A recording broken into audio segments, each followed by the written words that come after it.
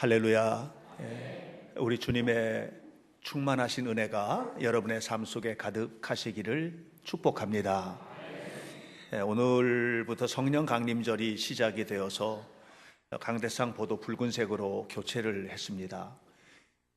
성령께서 2000년 전 마가다락방에 임하셔서 모든 성도들의 마음을 새롭게 하시고 그리고 삶을 완전히 새롭게 하셨던 것처럼 오늘 우리 모든 성도들의 삶 속에 성령의 은혜가 가득하시기를 바라고 또 그로 말미암아서 충만한 기쁨의 삶을 살게 되시기를 축복합니다. 우리가 예수님을 믿으면서 오해하는 것들이 있는데 그 중에 하나는 예수님만 믿으면 그냥 다 해결되는 것으로 오해하는 것입니다. 예수님만 믿으면 내가 예수님의 이름으로 얘기만 하면 사탄이 다 겁을 내고 도망가고 그렇게 하는 것으로 압니다. 그러나 사도행전에서도 보는 바와 같이 요술장이 시몬이 예수님의 이름으로 마귀야 떠나가라 했더니 악한 마귀가 내가 바울도 알고 예수님도 알고 다 아는데 너 누구야? 하고 덤벼들어서 마귀에게 죽을 뻔했거든요. 여러분, 예수님의 이름을 말하는 것이 중요한 것이 아니고 내 안에 예수님이 진짜로 계신 것이 중요합니다. 그래서 예수님이 내 안에 계시고 내 안에 계신 예수님의 이름으로 나아갈 때 우리가 영적 전쟁에서도 승리할 수 있고 행하는 모든 일에 놀라운 하나님의 축복을 누리게 되는 것을 믿으시기를 간절히 바랍니다. 여러분, 예수님을 믿으면서도 바로 믿어야 되는 것을 우리는 창세기부터 알게 됩니다. 창세기 3장을 보면 악한 마귀가 에덴 동산에 살고 있던 아담과 하와를 넘어뜨리려고 쫓아오잖아요. 아담과 하와가 마귀에게 넘어갔는데 아담과 하와에게는요 부족한 게 하나도 없었습니다. 부족한 게 있어서 마귀에게 넘어간 게 아니에요. 부족한 게 하나도 없었습니다. 살아가는 거, 먹는 거, 마시는 거, 건강, 부부관계, 행하는 모든 일들이 완벽하게 하나님께서 채워주셨습니다. 그럼에도 불구하고 마귀는 아담과 하와를 무너뜨렸습니다. 여러분, 다윗이 하나님의 역사 속에서 왕국을 세우고 그 당시에 사울 왕국과 다윗 왕국으로 이렇게 분열이 되어 있지 않았습니까? 그런데 이 두 개의 왕국을 하나로 통합을 해서 위대한 하나님의 나라를 세웠습니다. 가는 곳마다 승리했고 하는 일마다 하나님께서 함께 하셨는데 그런데 마귀는 그런 다윗을 무너뜨리지 않습니까? 다윗이 하나님을 안 믿어서 무너진 게 아닙니다. 다윗이 밧세바와 간음하고 자기 부하 장군이었던 우리야 장군을 전쟁터에 나가서 죽게 하고 하는 그런 일들은 다윗의 믿음이 현찮았을 때 이루어진 일이 아닙니다. 여러분, 악한 마귀가 예수님을 시험할 때 예수님을 성전에 세워놓고 시험을 했습니다. 마귀가 예수님을 시험한 것도 대단한데 성전에 세워놓고 시험했다고 하는 것이 이게 보통이 아닙니다. 그러므로 여러분, 우리가 예수님을 믿는다고 해도 예수님을 믿는 우리가 안전지대에 있는 게 아닙니다. 여러분, 우리가 교회를 다니는데 교회 안에 있다고 하는 사실이 완전한 안전지대에 우리가 있는 것이 아닙니다. 마귀는 언제 어느 때나 어떤 환경에서든지 우리를 넘어뜨리려 하고 있다고 하는 사실을 기억하시기를 바랍니다. 그런데 여기서 이제 우리가 기억해야 될 게 마귀가 우리를 넘어뜨리려고 다가올 때 악한 마귀가 마귀의 모습으로 오지 않는다는 거죠. 양의 탈을 쓰고 천사처럼 다가옵니다. 그것을 마치 유괴범이 아이들을 유괴해 갈 때 나 유괴범이다, 나 유괴범이야, 나 너 지금부터 너를 끌고 갈 거야, 이렇게 하지 않는 것과 똑같습니다. 좋은 거 주고 아저씨가 좋은 거 해줄게 이렇게 하면서 끌고 가잖아요. 마귀는 우리를 그렇게 이끌어 갑니다. 그래서 여러분, 우리는요 우리가 살아가는 모든 삶의 자리가 이게 무서운 영적 싸움이 있다는 사실을 알아야 됩니다. 가정에도, 부부관계 속에도, 또 부모와 자식 속에도, 직장 생활 속에도, 사람을 만나는 속에서도 우리는 수많은 영적 싸움을 치러야만 한다는 것입니다. 그래서 12절에 오늘 성경 12절에서 이렇게 말합니다. 우리는 그냥 살아가는 거, 혈과 육으로 살아가는 거, 이것 때문에 싸우는 게 아니다. 우리가 살아가는 모든 삶 속에는 약한 마귀의 통치와 권세, 어둠의 세상 주권자, 그리고 하늘에 있는 악한 영들을 대항해서 싸우는 것이다. 이렇게 얘기하면서 이 싸움에 이기기 위해서는 우리 힘 가지고는 안 되니까. 그러면서 13절에 이렇게 말합니다. 하나님의 전신갑주를 취하라. 하나님의 전신갑주로 무장하라. 이렇게 말씀을 하고 있습니다. 그러면서 14절부터 쭉 그 이하에서 이 전신갑주에 대해서 사도 바울이 이야기하고 있는 거예요. 그 전신갑주가 뭐냐? 이게 악한 세상에서 우리가 승리하려면 이 무장을 잘해야 되는 거예요. 전쟁터에 나가서 싸우려면 좋은 무기를 가져야 되는 거예요. 그 무기가 뭐냐? 이것을 이제 쭉 이야기를 하고 있는데 그 첫 번째가 14절입니다. 다 같이 한번 읽습니다. 14절 앞부분만 시작. 그런즉 서서 진리로 너희 허리띠를 띠고. 진리로 허리띠를 띠고. 진리가 뭡니까? 진리는 예수님이 진리예요. 예수님만 진리입니다. 내가 진리다 그러셨잖아요. 내가 곧 길이요 진리요 생명이다. 예수님만 진리입니다. 예수님이 아닌 것은 진리가 아닙니다. 예수님이 진리이신데 진리로 허리띠를 띈다는 말은 어딜 가든지 예수님과 함께 해야 된다 이 말입니다. 어딜 가든지 예수님과 함께 하고 무엇을 하든지 예수님의 말씀을 기억하면서 살아야 된다는 얘기를 하는 것입니다. 여러분, 그래서 우리가 주님과 동행하지 않으면 언제 무너질지 몰라요. 마귀는 진짜처럼 가짜를 들이대거든요. 진짜 같은데 아니란 말이에요. 네. 그래서 진짜 같은 가짜에 우리가 무너집니다. 올해도 이제 우리 교회 아이들 데리고 제가 유럽에 역사 기행을 갑니다. 그런데 가보면 여러 군데를 다니지만 바티칸도 가거든요. 바티칸에 가면 성 베드로 대성당이 있습니다. 그 베드로 성당을 들어가는 입구는 정문, 지금은 뭐 시스템 성당을 통해 가지고 이렇게 쭉 삥 돌아서 들어오는데 원래 정문은 그게 아니고 베드로 성당의 파사드 정면 앞에 계단들이 쭉 있고 그리로 올라가는 거예요. 올라가면 문이 5개가 있습니다. 그 5개의 문 가운데 하나의 문이 포르타 산타라는 문이 있습니다. 거룩한 문, 그런 뜻입니다. 이 포르타 산타는 거룩한 문인데 막혀 있어요. 콘크리트도 막아놨어요. 앞에는 청동으로 이렇게 돼 있고 청동에 여러 가지 조각들을 해놓고요. 그 뒤쪽으로 돌아가면 거기는 콘크리트로다가 이렇게 막아서 딱 막아놨습니다. 그 문은 못 들어다니는 문입니다. 한 번 열립니다. 50년 만에 한 번. 50년을 희년이라고 하잖아요. 그 희년에 한 번 그 문이 열리는데 그 문을 교황이 와서 문을 망치로 두들겨 깨면, 그리고 그 콘크리트 벽을 무너뜨리고 나면 문이 열립니다. 1년 동안 열어둡니다. 희년이 1년간 50년 만에 희년이 오고, 이 희년은 대사면의 날인데, 그렇게 한 다음에 이제 문제는 거기까지 좋은 거예요. 희년이 왔다. 그러니까 이 희년은 50년 만에 한 번 오는 것이다. 너희들 모든 잘못된 것들 하나님 앞에 회개하고 하나님의 용서를 구해라. 그리고 그 희년이 되면 이런 것도 있잖아요. 왜 남에게 내가 저당 잡혔던 것들도 공짜로 다 돌려줘야 되거든요. 성경에는 그렇게 돼 있어요. 그런 마음으로 우리가 살아라 하면 좋겠는데, 문제는 이제 그게 아니고, 바로 이 희년에 이 포르타 산타가 무너지면, 교황이 문을 열어놓으면 그 문으로 들어가는 사람들은 모든 죄가 용서된다는 거예요. 이게 전대사라고 합니다. 전대사. 심지어는 나의 죄뿐만 아니라 저 죽어 있는 사람들의 죄까지도 다 용서가 된다는 거예요. 예. 여러분, 이건 가짜입니다. 뭐 이런 설교를 큰 교회 목사가 하면 큰일 날 겁니다, 아마. 예.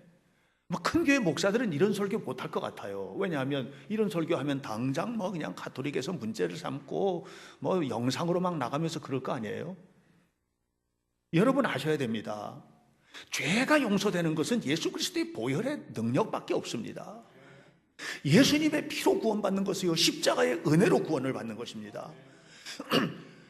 교황이 깨뜨린 그 문을 희년에 한 번씩 문 열었는데, 그 문 들어가면, 그 문을 통과하면 모든 죄가 용서받는다라고 하는 것은 있을 수가 없는, 그거는 가톨릭의 교리입니다. 교리는 진리가 아닙니다. 감리교회도 교리가 있습니다. 감리교회 교리는 교회를 유지하기 위한 수단이지 진리가 아닙니다. 장로교회에도 교리가 있습니다. 그 교리는 진리가 아닙니다. 우리는 교리를 믿는 게 아닙니다. 진리이신 말씀을 믿는 겁니다. 진리로 허리띠를 동인다는 말은 무슨 말이냐? 하나님의 말씀대로 사는 것이고 예수님과 동행하는 삶을 살아가는 것이에요. 여기에만 구원이 있고 여기에만 승리가 있음을 기억하시기를 축원합니다. 우리가 예수님을 믿어도 똑바로 믿어야 된다 얘기하는 거예요. 양화진에 가면 감리교 선교사님 가운데, 여선교사님 가운데 루비 캔드릭이라는 선교사님의 묘지가 있습니다. 이분이 1907년에 미국 텍사스에 있는 이 청년단체 에봇이라는 이 청년 그룹의 선교 후원을 받고 파송이 됐습니다. 1907년에 파송이 돼서 왔는데 이 여성이, 이 아름다운 이 처녀 선교사가 와가지고 9개월 만에 급성 맹장염으로 사망합니다. 그러니까 온 지 얼마 안 돼가지고 급성 맹장염으로 죽은 거예요. 그런데 그의 묘비에 뭐라고 써 있느냐 하면, 그가 마지막 남긴 말이 그 묘비 위에 이렇게 써 있습니다. 네모나게 된 명패로 해가지고 아주 잘 새겨진 것도 아닙니다. 거기에 뭐라고 써 있느냐 하면 이렇게 새겨져 있습니다. If I had 1,000 lives to give Korea, 내 생명이 1,000개가 있으면 그 1,000개를 뭐예요? 한국을 위해서 주겠다고 하는 것이에요. Should have them all, 모든 걸 다 주겠다는 겁니다. 여러분, 이 자매가, 이 선교사님이 돌아가시기 전에 편지를 보냅니다. 편지를 보내는데 누구에게 보내냐면 에봇 청년들, 자기를 후원하던 청년들에게도 보내고, 그 다음에 부모님에게도 편지를 보내거든요. 그 편지의 내용입니다. 만일 내가 죽으면 텍사스의 청년들에게 10명씩 20명씩 아침 저녁으로 조선으로 오라고 전해주세요. 만약 나에게, 그러면서 이제 그 묘비명이 거기에 있는 겁니다. 나에게 1,000개의 생명이 있다면 그 모든 것을 조선을 위해 바치겠습니다. 이렇게 하고 죽은 거예요. 근데 실제로 이 편지를 받은 에봇 청년들이 막 헌신을 합니다. 그래서 그 이후에 이 텍사스 에봇 청년회에서 후원으로 조선에 파송된 선교사가 20명이나 됩니다. 대단하지요? 그 안에 이런 말도 있습니다. 사람들은 나의 희생을 아름답다고 말합니다. 그러나 나는 복음을 듣기 위하여 20km도 넘는 그 먼 길을 맨발로 오는 조선의 어린이들을 바라볼 때 나의 희생은 희생이 아니라고 생각합니다. 이렇게 말합니다. 그때는 뭐 신이나 제대로 신습니까? 1900년대 초반이잖아요. 20km도 넘는 그 길을 맨발로 복음을 듣기 위해서 오는 그들을 바라볼 때 나는 지금 희생하고 있는 게 아니라는 거죠. 그러면서 부모님에게 이렇게 편지를 남깁니다. 저는 이 땅에 저의 심장을 묻겠습니다. 이것은 조선을 향한 저의 열정이 아니라, 중요합니다. 이것은 조선을 향한 저의 열정이 아니라 조선을 향한 하나님의 열정입니다. 여러분, 저는 우리가 이렇게 살았으면 좋겠다고 생각해요. 진리로 허리띠를 띠고 산다는 삶은 뭐냐면 내가 열심히 하는 게 아닙니다. 나를 통해서 열심히 일하시는 하나님을 보는 겁니다.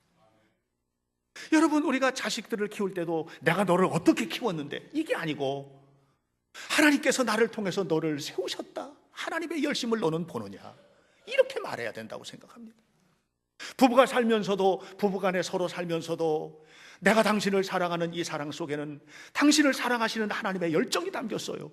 이렇게 우리가 그런 마음을 가지고 살아야 되고, 직장에서 일을 할 때에도 무엇을 하든 간에 내가 열심히 일을 해서 돈 벌어다가 먹이고 자식들을 살리고 이게 아니고 이 세상을 위하여 일하시는 하나님의 열심이, 이 일 속에 있다고.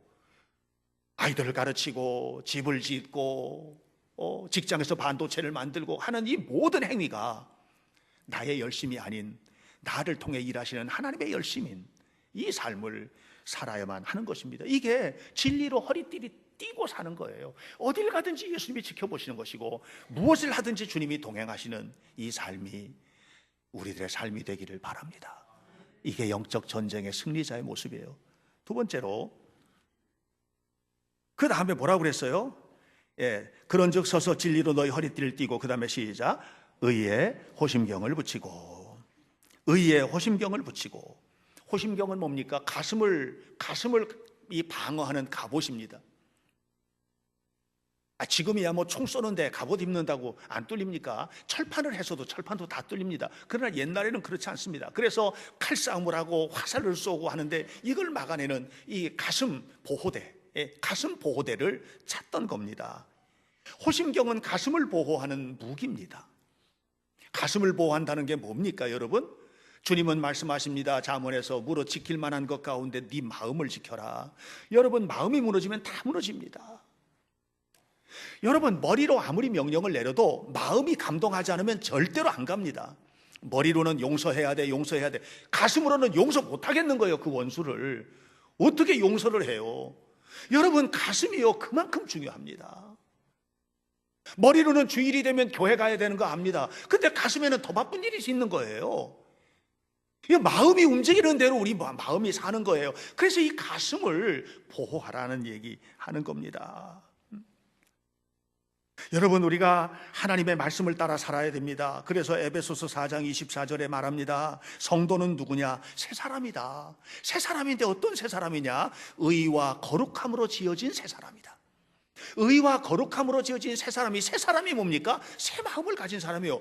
머리도 그대로고 얼굴도 그대로고 옷도 그대로고 사는 것도 그대로고 다 똑같아. 그런데 뭐예요? 마음이 달라진 새 사람이다. 마음이 달라지는 겁니다.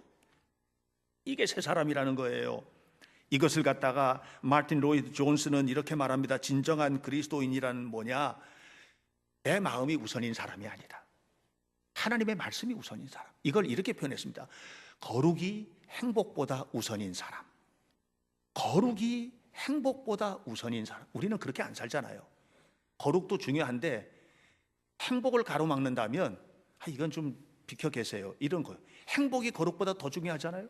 여러분, 세상에서 모든 죄가 왜 생겼어요? 거룩보다 행복을 앞세워서 생기는 거 아니겠어요? 나 편하려고 사람 죽이고 나 살자고 너 죽이고 이렇게 사는 거 아닙니까? 요즘에 여러분 인터넷에서 신문 펼쳐들기가 너무 무섭지 않습니까? 전 남편을 죽여서 토막내서 갖다 버리고 자식이 낳았는데 7개월밖에 안 됐는데 그런 자식을 갖다가 그냥 라면 박스 속에다 넣어놓고 어딜 가가지고 나중에 그게 다 밝혀졌어요. 남편은 PC방에 가서 안 들어오고 아내는 친구들하고 모여가지고 술 먹느라고 안 들어오고 6일 동안을 방치해서 굶어 죽은 겁니다. 이게 뭐예요? 이게 뭐냐 하면 자기를 위해서 거룩을 버린 거예요. 여러분, 오늘 우리는 그렇게 살면 안 됩니다. 우리는 거룩을 위해서 행복을 희생할 줄 알아야 되는 거예요. 가정에서 살면서도 우리 직장에 다니면서도 사람을 만날 때에도 거룩이 우선인 삶, 우리의 우선순위, 프라이오리티, 우선순위는 항상 거룩이 앞서가는 삶을 살아갈 수 있게 되기를 축복합니다. 아담이 하나님의 말씀을 왜 어겼습니까? 선악을 알게 한 나무 그거 왜 따먹었습니까? 자기가 하나님처럼 된다는 거예요. 내 행복이 우선이에요. 가인이 아벨을 왜 죽였습니까? 가인이 아벨을 죽인 이유는 뭐냐면 내 자존심이 우선인 거예요. 가인이 무너진 자존심을 이걸 찾으려고 자기 동생을 죽인 겁니다. 거룩을 위해서 죽인 게 아니에요. 거룩을 위해서 아말렉을 진멸하라 이게 아니에요. 나를 위해서 너 죽어야 되겠다는 거예요. 그래서 그 후손들, 이 가인의 후손들이 살아온 삶들을 보면 성경은 뭐냐면 그들이 에덴의 동쪽으로 갔다고 그랬어요. 에덴의 동쪽으로. 우리는 에덴을 향해서 가야 될 사람들이지 에덴의 동쪽으로 가야 될 사람들이 아니에요. 에덴의 동쪽은 하나님 없이 사는 세상이고 에덴은 하나님 바라봐야만 사는 세상이에요. 에덴을 회복해야지 되는 사람들입니다. 에덴으로 동쪽으로 간 사람들이 어떻게 살았습니까? 그 사람들 자기 마음대로 살았습니다. 마음대로 죄짓고 살았습니다. 마음대로 살았습니다. 그래서 이 에덴에 사는 사람들이, 에덴 동쪽에 사는 사람들, 다시 말하면 세상의 사람들을 바라보면서 저 사람들은 하나님 없이도 어떻게 저렇게 잘 살아? 하나님 없이도 너무 잘 사는 거예요. 대장장이도 나오고 퉁수 부는 자도 나오고 전부 다 에덴 동쪽에서 나온 것들입니다. 거기 가서 사는 걸 보니까 너무 잘. 그래서 나중에 어떤 일이 생겼냐, 이 하나님을 믿는 사람들도 나도 저렇게 살아도 되잖아. 그래서 창세기 6장 2절에 보니까 하나님의 아들들이, 사람의 딸들이 아름다움을 보고 자기 좋아하는 여자들을 데려다가 살았다. 하나님의 딸들도 사람의 아들들을 보면서 자기 좋아하는 사람들 데려다가 살았다. 그러니까 이제 이게 거룩을 지키기 위한 게 아니라 세상에서 잘 살면 되지 뭐, 이렇게 된 겁니다. 그렇게 돼서 그 결과가 이제는 하나님의 사람들도 거침없이 죄짓게 되고, 하나님을 믿는 사람들의 거룩이라고 하는 게 사라져버리고 없고, 이렇게 돼버리고 말고. 그래서 창세기 6장 5절에 하나님께서 사람의 죄악이 세상에 가득한 것을 보셨다고 그랬어요. 그 결과로 세상에 죄악이 가득하게 된 겁니다. 여러분, 오늘 우리가 세상에서 살 때에 행복보다 우선인 게 있어요. 그게 거룩하게 사는 겁니다. 할렐루야. 예. 여러분, 행복하게 사십시오 그러면 아멘 하시잖아요. 거룩하게 사십시오 하면 더 크게 아멘 하셔야 되는 거예요. 예. 오늘 우리가 하나님의 거룩을 지켜야 되는 것입니다. 결국은 중요한 게 뭡니까? 왜 이렇게 자꾸 무너집니까? 예? 왜 무너지느냐? 행복하게 사는 게 우선이어서 그런 거거든요. 그래서 아이들도 뭐라 그러냐면, 여러분들도 마찬가지잖아요. 그렇게 살면 안 된다고 그러면 뭐라 그래요? 세상 사람들 보셔, 다 저렇게 사는데, 다 그렇게 사는데. 애들도 그럽니다. 다 그렇게 산다고. 제가 아이들한테도 가끔 그럴 때 있거든요. 야, 치마가 너무 짧다, 그런 말 한 적이 있어요, 실제로. 그랬더니 두 가지 얘기를 하는 거예요. 하나는 뭐냐면, 이게 자꾸만 키가 크는데 엄마가 안 사줘서 그렇대요. 네. 키가 자꾸 크는데 엄마가 안 사줘가지고 이게 짧아진대요. 사주시길 바랍니다. 제발 사주십시오. 그래서 내가 단이라도 느려라. 목사님, 이거 단 느린 거 보세요. 더 이상 느릴 수가 없대 이제는. 그리고 또 한 가지 얘기합니다. 목사님, 학교 가보세요. 다 그렇게 합니다. 다 그렇게 한다는 거다. 다 그렇게 한다는 거예요. 그러니까 부모들이 할 말이 없어요. 다 그렇게 한다는데 뭐. 그래도 부모님은 할 말이 있으셔야 되는 거예요. 어떻게? 다 그렇게 해도 너는 거룩했으면 좋겠다. 거룩하게 살아가는 성도들이 되시기를 축원합니다. 이게 어디서 오는 명령이냐? 가슴에서 오는 것이다. 가슴에서. 머리가 아니고 가슴이에요. 우리 가슴 따라가는 거예요. 가슴에 의해 흉배를 붙이고 하나님이 기뻐하시는 것을 지켜내는 은혜로운 성도들이 되시기를 축복합니다. 마지막으로 15절에 이렇게 말합니다. 다 같이 읽습니다. 시작. 평안의 복음이 준비한 것으로 신을 신고. 평안이 복음이 준비한 것으로 신을 신고. 신발 왜 신습니까? 여러분, 신발 왜 신어요? 발 보호하려고 신죠? 발 왜 보호해요? 발을 보호하는 이유가 뭐예요 도대체? 뭐 이쁘지도 않은 발을 뭐 한다고 보호해요? 발은 걸어 다녀야 되니까 보호해야 되는 거예요. 걸어 다닌다는 게 뭐냐? 행동이에요. 신발을 신는 것은 뭐냐면 행동에 대한 얘기예요. 행동에 대한 얘기예요. 여러분, 사람이 행동을 하기 위해서는요, 반드시 행동에 대한 조건이 필요해요. 등산을 간다. 무슨 신 신습니까? 등산화 신습니다. 달리기 하는 사람은 무슨 신발 신지요? 런닝화를 신습니다. 바다에 들어가서 수중에 탐험하는 사람은 무슨 신발 신나요? 아쿠아 슈즈를 신거나 오리발을 신습니다. 오리발 가지고 여러분 학교 갈 때 오리발 신고 가는 애들 봤어요? 그 바보죠. 이상하게 오리발 철퍼덕 철퍼덕 하면서 학교 가면 아주 그 코미디 하는 겁니다. 오리발은요, 바닷속에서 신는 거예요. 그래, 신발이라는 것은요, 그 사람의 상황에 따라 신는 게 다 달라요. 오늘 성경은 뭐라고 했습니까? 무슨 신발을 신으라고 그랬어요? 평안의 복음이 준비한 신발을 신어라. 복음의 신발을 신어라. 이 말은 무슨 말? 행동을 할 때 그리스도인답게 사는 거. 그래서 이 말씀이 주는 건 뭐냐면 행동으로 복음을 증명해라. 네 행동으로 복음을 증명해라. 너 예수 믿는 사람 맞잖아. 예수 믿는 사람이라면 너 신발 신고 다니는 걸 보고 사람들이 저 사람은 예수님을 믿는 사람이야, 저런 사람이 무슨 예수를 믿어? 저런 사람이 무슨 교회를 다녀? 저런 사람 때문에 내가 교회를 안 가는 거야. 이런 말 듣지 말고 살자. 우리가 하나님의 말씀을 가지고 살아가는 그리스도인이라면 적어도 행동으로 복음을 증명하자, 이 얘기예요. 그래서 두 가지 신발을 얘기하잖아요. 복음의 신발. 복음의 신발은 뭡니까? 복음 전하는 신발이에요. 복음 전하는 신발. 여러분, 우리가 맨날 구두 신고 가고 어디 갈 때 운동화 신고 학교 가고 이런 것만 하지 말고 구두를 신고 운동화를 신을 때도 복음의 신도 함께 신으시기 바래요. 그래서 어딜 가서 뭘 하든지 그저 교회 가자, 예수 믿자, 함께 가자, 우리 함께 천국 가자, 이렇게 말할 수 있게 되기를 바랍니다. 이게 복음의 신을 신는 겁니다. 또 하나, 이 복음의 신이 평안의 신발이어야 한다는 거예요. 평안의 신발. 평안의 신발이라는 말이 무슨 말입니까? 어딜 가든지 나는 다툼이 있는 곳에도 내가 들어가면 다툼이 해결되고 얼마나 좋아요. 얼마나 좋아요. 어떨 때는 그런 사람도 있어요. 편안했는데 그 사람만 오면 문제가 돼. 이거 끄떡끄떡 하는 사람들이 되게 많아요. 있나 봐, 진짜로. 편안했거든. 근데 그 사람만 오면 문제가 돼. 이건 뭐예요? 잘못된 거예요. 잘못된 거예요. 우리는 평안의 신발을 신어야 됩니다. 이 평안의 신발이 어떻게 오느냐? 평안의 복음이 신발이다. 평안이, 예수님을 믿는 사람들은 적어도 예수님께서 부활하신 후에 제자들에게 나타나셔서 제일 처음 했던 얘기가 뭡니까? 평안이 너희에게 있어라, 이렇게 말씀하시잖아요. 주님이 우리에게 진짜 주고 싶은 게 평안이에요. 이 땅에 살면서도 평안하게 살고 죽어서도 영원한 평안을 누리는 거, 이게 하나님이 우리에게 주시는 은혜가 아니겠습니까? 이렇게 평안을 누리는 삶을 살려면요, 절대적으로 필요한 게 있습니다. 더 많이 양보해야 됩니다. 더 많이 이해해야 됩니다. 더 많이 손해봐야 됩니다.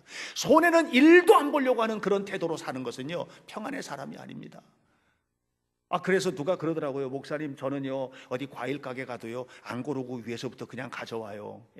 그것도 손해보는 거예요. 이게 그러면은 그 주인이, 과일 가게 주인이 그런데요, 아유, 아주머니 같은 사람 처음 봤어요. 다 골라가는데 참 좋네요. 평안을 줬잖아요. 평안을. 저도 좀 고르긴 합니다. 이왕에 내 돈 두고 사 먹는 거니까. 근데 제가 그런 생각을 했어요. 고르지 말고 위에서부터 가져와야지 앞으로는. 사랑하는 여러분, 내가 좀 더 많이 손해보고 사십시오. 내가 좀 더 많이 이해하고 사십시오. 좀 더 양보하고 사시길 바랍니다. 전에 어떤 분이 그러는 거예요. 차를 타고 이렇게 가는데 갑자기 차가 끼어들었다는 거예요. 갑자기 차가 끼어들었는데 화가 확 나더래요. 그래가지고 쫓아갔대요. 막 그랬더니 뒤에 집사님들, 권사님들 함께 탔는데, 목사님, 저건 그냥 내버려두면 안 돼요. 빨리 쫓아가세요. 막 그래가지고 레이스가 벌어졌었다고 그런 얘기를 하더라고요. 제가 아는 목사님이 그걸 또 무용담처럼 얘기하는 거예요. 그냥 휙 끼어들면 바쁜가 보다 하시기 바랍니다. 그러니까 양보하고 이해하고 그냥 용서하고 살아가는 거, 이게 평안의 복음이지. 용서 죽어도 못해. 양보 절대로 못해. 이해? 그거 어떻게 이해해? 이해 못해. 이해할 걸 이해를 해야지. 그렇게 하면 어떻게 하겠습니까? 예수님은 자기를 눈앞에서 배신한 베드로도 이해해 주시고 용서해 주시고 양보하셨잖아요. 자기 잡으러 온 말고의 귀를 그냥 잘라버렸는데 그 귀도 붙여주셨잖아요. 우리 평안의 복음의 신을 신는다는 게 뭐예요? 복음대로 살겠다는 거 아닙니까? 행동으로 복음을 증명하는 것이지 말로만 예수 믿는다고 말하는 것이 아니다. 그러므로 행동으로 복음을 증명하는 삶을 살게 되기를 바랍니다. 제가 화성동 지방에 목회자 세미나를 하러 갔을 때 목회자들 모여가지고 세미나를 하는데 젊은 목사가 질문을 하는 거예요. 목사님, 목회가 뭡니까? 이렇게 물어보더라고요. 근데 저는 목회가 뭔지 지금도 잘 모르거든요. 목회가 뭔지 지금도 잘 모릅니다. 근데 은퇴할 때까지도 잘 모를 것 같아요. 근데 그냥 떠오르는 대로 제가 평상시 생각하는 대로 얘기했어요. 목사로 사는 게 목회지. 그래서 목사로 사는 게, 어딜 갔든지 내가 목사다 하는 거 잊지 않고 사는 거지. 이게 목회지. 여러분의 성도가 뭡니까? 성도로 사는 게 성도지. 성도로 사는 거 아닙니까? 어디 가서든지 내가 성도다, 내가 집사다, 내가 권사다, 내가 장로다, 이렇게 하고 사는 게 그게 성도 아니겠습니까? 이런 말을 마틴 로이드 존스가 이렇게 표현을 했어요. 진짜 좋은 말이라고 생각해요. 존재로 목회하라. 존재로 목회하라. 무슨 말인지 알겠어요? 내 삶으로, 내 삶이 그냥 성도가 돼야 되고 목사가 돼야 되고 내가 내 삶이 아기를 낳아서 엄마가 되면 그냥 노력하지 않아도 그냥 엄마가 되잖아요. 엄마가 되잖아요. 온갖 것들을 다 하고 이렇게 되잖아요. 우리가 그렇게 살아야지 되지 않겠나? 악한 마귀를 이길 수 있는 것은 내가 이기는 게 아닙니다. 내 안에 주님께서 이겨주시는 겁니다. 성령 강림절입니다. 성령 강림절에 우리가 사모해야 될 게 뭡니까? 주님 나와 동행하옵소서. 주님 나에게 전신갑주 입혀주옵소서. 내가 이 전신갑주를 입고 나가서 살겠습니다. 이게 성령 강림절에 우리가 사모해야 될 성령의 충만함의 사건이 아니겠는가? 여러분 모두에게 정말로 하나님의 은혜가 가득하시기를 바랍니다. 진실로 갑주, 전신갑주, 오늘 성경처럼 말씀처럼 진리로 허리띠를 띠고 의의 가슴방패 호심경을 붙이고 평안의 복음이 예비한 것으로 신을 신고 나아가서 이번 한 주간도 그리스도인 됨을 삶으로 증명해내는 거룩한 성도들 되시기를 간절히 축원합니다. 기도하겠습니다. 자비하신 아버지 하나님, 생명의 주님을 찬송하며 오늘 이 시간 주님 앞에 우리의 삶의 모든 것을 드립니다. 하나님 함께 해 주옵시고 영원히 동행해 주옵시고 하나님이 성령 강림절에 우리의 영혼에도 성령의 충만한 은혜를 베풀어 주셔서 성령의 능력으로 복음의 전신갑주를 입고 세상과 나아가 세상에서 악한 마귀와의 싸움에 승리하는 하나님의 자녀들이 되도록 인도해 주옵소서. 예수님의 이름으로 기도하옵나이다. 아멘.